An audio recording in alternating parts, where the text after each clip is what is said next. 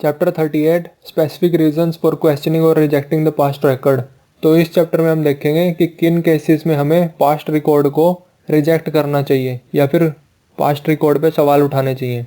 Author बोलते हैं कोई भी इंडिविजुअल कंपनी एनालाइज करते टाइम हमें जो ऑपरेटिंग रिजल्ट्स के एलिमेंट्स होते हैं उनको अच्छे से देखना चाहिए और ये साइन देखने चाहिए कि फ्यूचर में अनफेवरेबल तो नहीं हो रहा कुछ उनको लेके।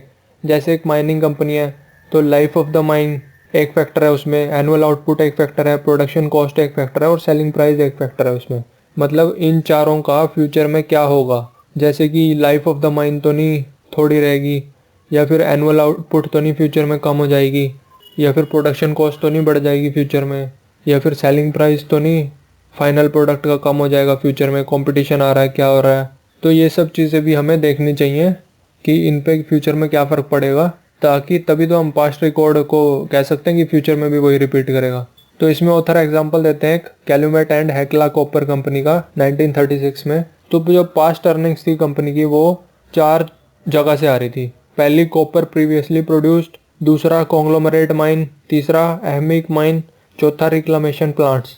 तो जो कॉपर प्रीवियसली प्रोड्यूस थी वो तो नॉन रिकरिंग आइटम था और कॉन्ग्लोमरेट माइन थी वो अगले 12-14 महीने में एग्जॉस्ट होने वाली थी, और जो रिक्लामेशन प्लांट्स थे वो 5 से 7 साल की लाइफ रहेगी थी उनकी।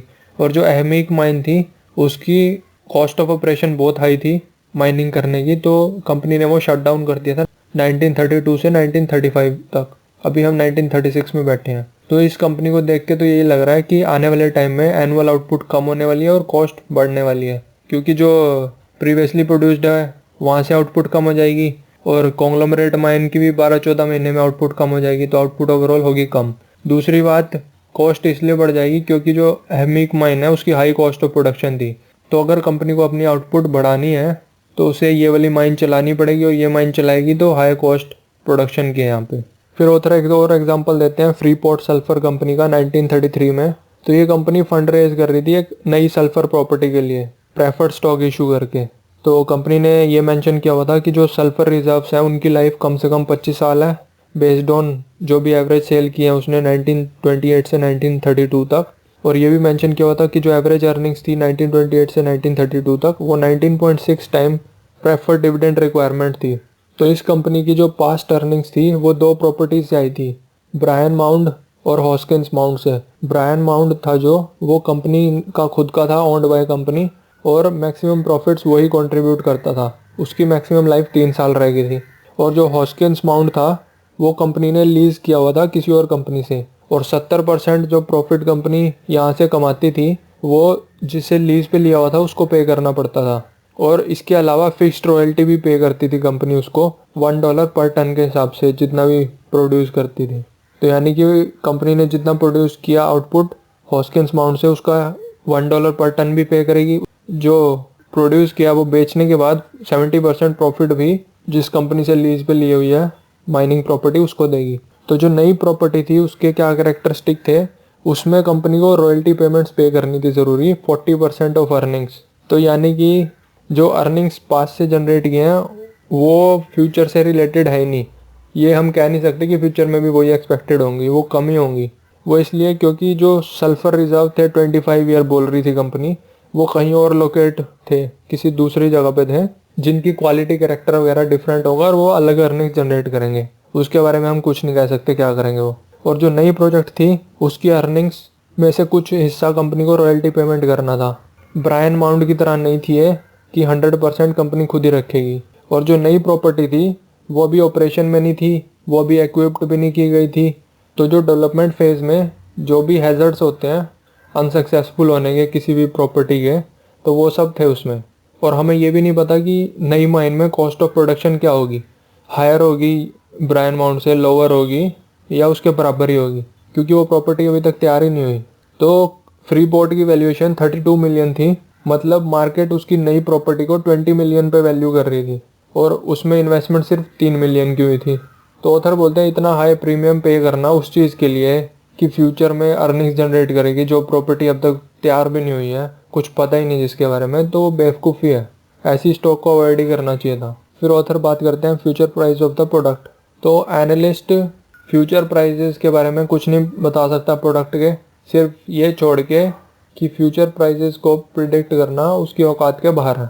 फिर ऑथर एग्जांपल देते हैं ऐसी, ग्रेट वॉर के टाइम पे यानी कि वर्ल्ड वॉर 1 के टाइम पे जिंक प्रोड्यूसर्स ने बहुत ज़्यादा प्रॉफिट्स कमाए थे, क्योंकि जो स्पेल्टर था उसका प्राइस बहुत हाई था, 13 सेंट्स पर पाउंड पे ट्रेड हो रहा था वो, as compare to pre war जो एवरेज थी उसकी 5.25 सेंट्स की। तो फ्यूचर अर्निंग पावर ऐसी कंपनीज की श्रिंक होगी क्योंकि वो सिर्फ वॉर की वजह से इतने हाई प्राइस पे ट्रेड हो रहा है।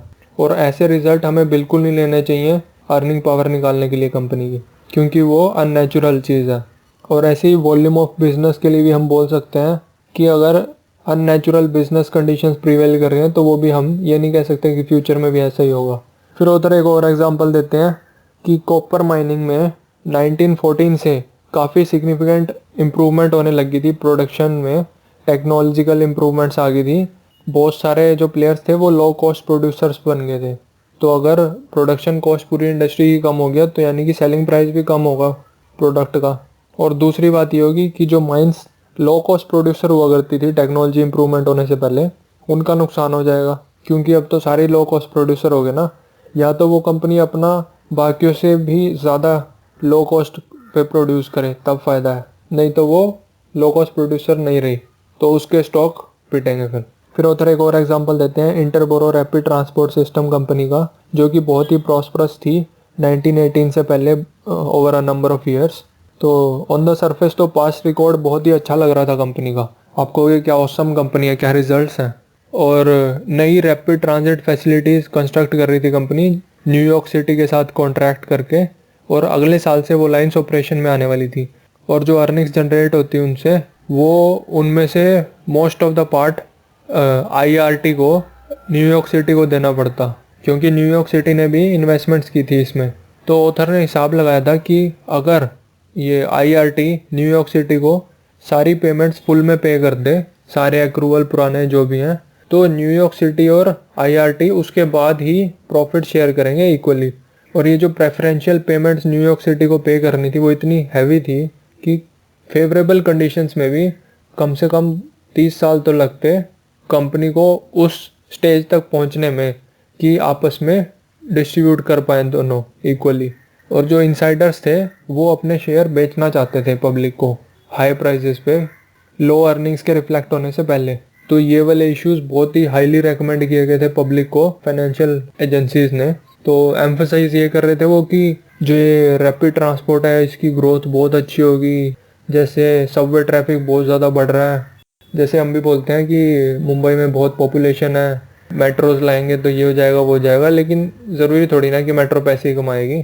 तो ये सब बातें सच्ची होती हैं कि हाँ ट्रैफिक बहुत ज़्यादा है, लोग बहुत ज़्यादा हैं शहर में और यूज़ भी करेंगे, लेकिन ये इस बात की गारंटी थोड़ी ना कि कंपनी प्रॉफिटेबल होगी। लेकिन आम आदमी का बेवकूफ़ बनाने के लिए काफ़ी होती हैं चीज़ें।